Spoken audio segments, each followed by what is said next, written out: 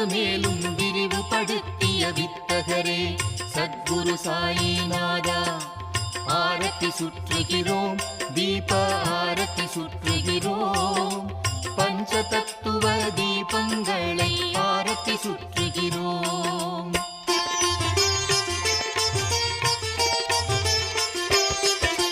கண்களுக்கு காட்சி பொருளாய் பெரிய உலகையே ஆக்கியவர் கபடமில்லாத அருள் நோக்குடைய சுவாமியம் சத்குருநாதா என்று துகாராம் கூறுகிறார்.